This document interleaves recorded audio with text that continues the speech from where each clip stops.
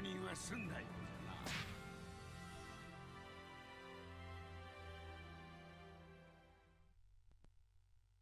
Bonjour, bonsoir, salut à tous. On se retrouve pour la review du scan 705 de One Piece. Donc, je l'ai pas sorti mercredi soir parce que j'ai pas pu l'enregistrer mercredi soir. Parce que je me suis endormi comme une grosse merde là, j'attendais que ça arrive. J'ai comme ça parce qu'il était sorti en anglais, j'ai fait bah attendez, je vais attendre. Je me suis mis un peu de musique, j'ai été tranquille dans mon lit. Et je me suis pas réveillé. Donc on va arrêter de raconter ma life et on va attaquer le résumé. Là j'ai enregistré les 5 heures du mat parce que je me réveille tôt tous les jours. J'ai pris cette habitude, qui est une très bonne habitude, donc tout le monde devrait faire ça. Donc on reprend au Colisée. Donc on voit que le petit soldat que j'avais dit qu'il était inutile n'est pas. Apparemment il veut pas être aussi inutile que ça, il a envie d'imposer son rôle. Il souhaite rejoindre Franky. Mais Franky lui dit ouais mais si t'es inutile, ça sert à rien que tu veuilles me rejoindre. Moi je vais trouver un haut placé de la dans Flamingo pour l'exploser et lui soutirer des informations. Donc le soldat lui fait chut, parlons pas de ça ici, c'est tabou, tout ça. Et là je me suis posé une question, pourquoi est-ce que le soldat il agresse pas Franky? Parce que Franky dit clairement qu'il va péter la gueule à la famille Don Quirote. Alors qu'il travaille pour eux, donc ça cache quelque chose, à mon avis, c'est une sorte de rebelle, une connerie comme ça. Donc ensuite on change, on est dans les tribunes, on voit qu'un petit marine parle avec un collègue à lui, il mentionne deux pirates.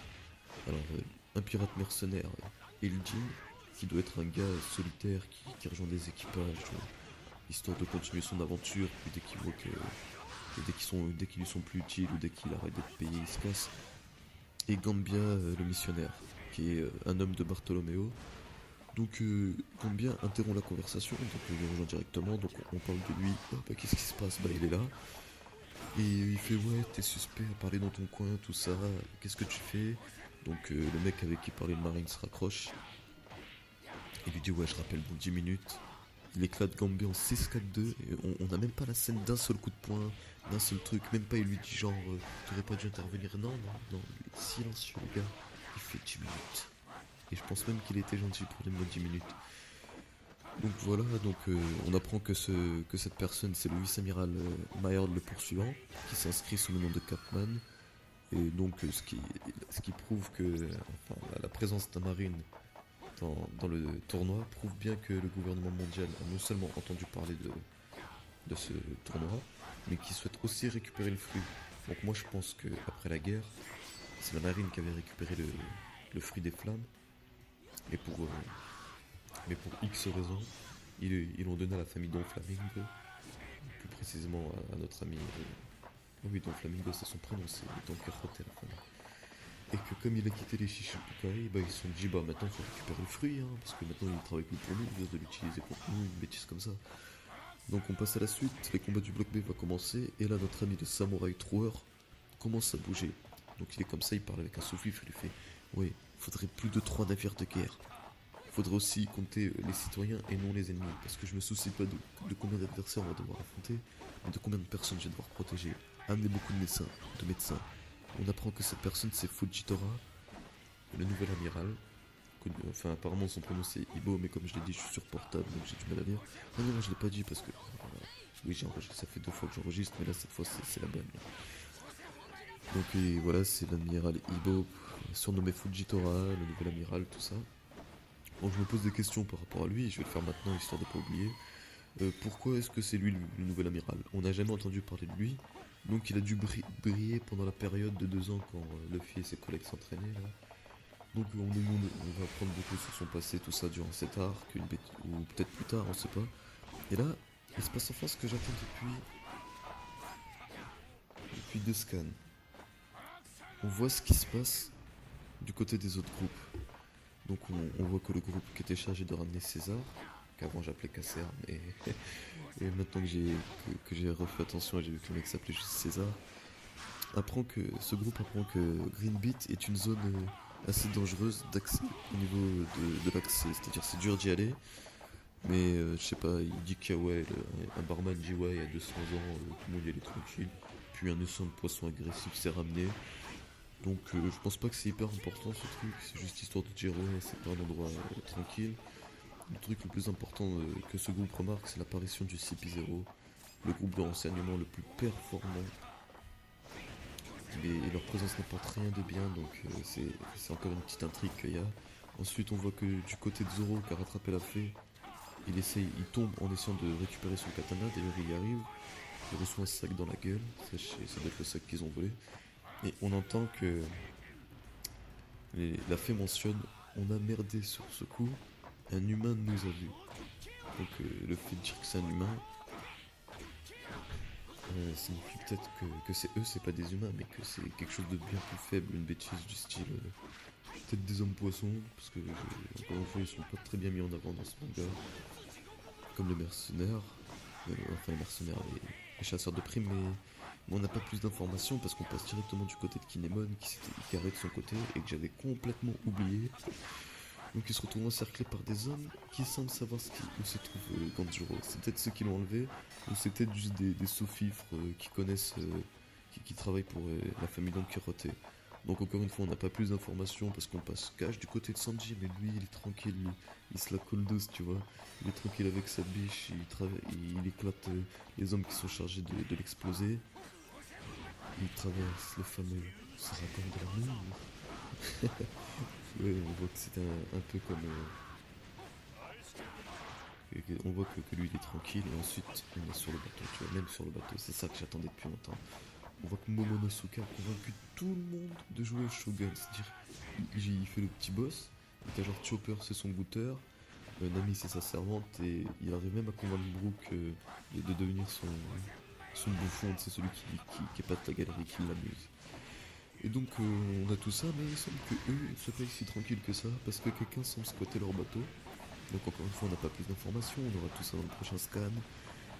Et le scan se finit par une apparition sombre de Bartolomeo, qui semble avoir vaincu avec facilité Capman le vice-amiral, vu plus tôt.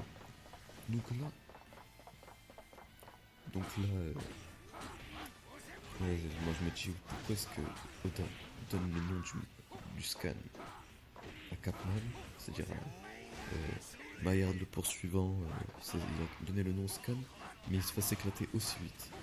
Bon, alors ça je sais pas, mais en avis, il a pas dû se prendre la tête pour ça, il a fait ouais, je parle de lui, je le mentionne, je le mets en titre.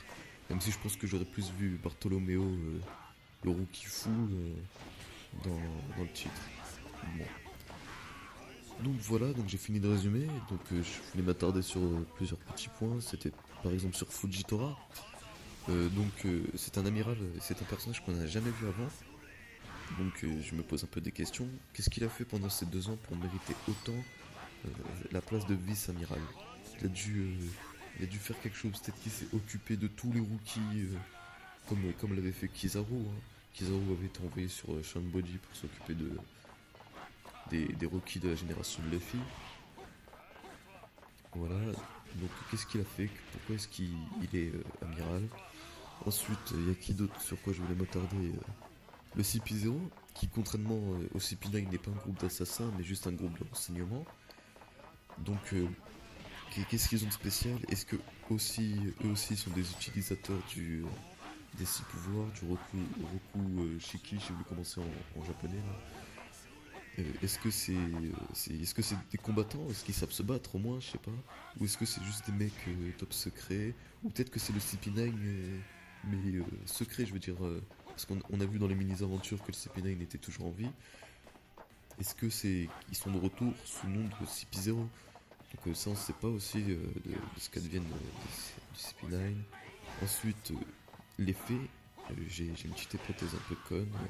C'était juste Absalom qui, avec son pouvoir, les a rendus invisibles. Il leur a dit ouais, maintenant vous travaillez pour moi, vous devez voler les gens. Peut-être que c'est juste ça, peut-être qu'il y a rien, peut-être que c'est des zombies. Hein. Allez savoir, peut-être que c'est Moria qui les a fait. Et que c'est pour ça qu'il les a rendus invisibles, vu qu'ils étaient moches, et dû faire ouais, comme ça personne ne croit que vous êtes des fées, on va vous rendre invisibles, et voilà, on utilisera cette légende pour faire notre taf. Ensuite, c'est les hommes qui entourent Kinemon, qui ont des casques un peu chelous, avec des pics, tout ça, qu'on n'avait pas vu avant, parce qu'on avait déjà vu des hommes, des sous-fifres de Don Quirote, mais on sait pas d'où est-ce qu'ils sortaient. Et là, je me pose cette question, je me dis, c'est qui ces gars? Est-ce que c'est vraiment Don Quirote qui a arrêté Kanjuro? Parce qu'on a pu voir que Kinemon est un mec un peu bizarre, il dit des choses, mais c'est jamais vraiment exactement ça. Là, j'ai pas d'exemple sous les yeux. Ensuite, qu'est-ce qui va se passer pour Sanji? Sanji, est-ce qu'il va commencer à se la couler douce comme ça? Ça va être qui la personne qui doit tuer? Est-ce que ça va être un membre de la famille Don Quixote? Et peut-être très Flo, je sais pas. Parce que je sais pas pourquoi je le vois bien lui affronter Sanji. Voilà, ou peut-être que c'est un autre, hein, peut-être que c'est un gars qu'on a encore pas vu, un gars qui a rien à voir avec tout ça. Ensuite, et voilà, et donc c'est à peu près tout ce que j'ai. La personne qui est sur le bateau, je vois mal qui ça pourrait être. Et Bartholoméo, bah, comme on n'a pas beaucoup d'informations sur lui, bah, je pense pas grand chose de lui à part qu'il est hyper balèze. Et que et qu'on aura droit peut-être à un combat Burgess Bartholoméo. Voilà, donc maintenant je vais m'attarder sur la suite du tournoi. Comment ça va se passer? Donc on a vu qu'il y avait déjà les 4 vassaux, valets, je pense que c'est ça. Genre Laoji, Pink, je sais pas quoi, là, j'ai pas leur nom, là, j'aurais dû les noter d'ailleurs. Je pense que les 4 gagnants des blocs différents, qui seront Luffy, Rebecca, Bartholoméo et Burgess, qui a déjà été annoncé lui, devront affronter chacun un membre de la famille Don Quixote. Parce que sinon ils les auraient pas mis histoire d'eux. Donc peut-être que ce sera un combat chacun pour soi, mais 8 personnes. Mais je pense qu'après le reste va se mettre sous forme de tournoi. Donc je pense que pour le futur de tournoi ça va se passer comme ça. On aura bien sûr un combat, le combat de Luffy, le Royal Rumble de Luffy qui sera le seul à être bien résumé. que- Parce que celui de Bartholoméo ça va faire comme Burgess, on va voir tout le monde KO. Et Bartholoméo sera là, ouais j'ai gagné. Ensuite on aura celui de Luffy avec Bellamy qui fera comme j'ai déjà dit dans le précédent scan qui essaiera de faire son show. Et là pour Bellamy je m'attends à quelque chose d'un peu différent. Il va essayer de refaire sa même attaque qu'il avait fait contre Luffy la première fois, string jump, je sais pas quoi. Donc il va faire dans tous les sens, il va éclater beaucoup de personnes au passage. Et cette fois ça va se passer comme, comment dire, Luffy va lui redonner un coup de poing comme ça, sauf qu'il va pas être KO. Je pense qu'il va faire, ouais, t'es vraiment un cran dessus de moi, à cause de toi j'ai dû souffrir. Et là il va raconter un peu ce qui s'est passé pendant les 2 ans.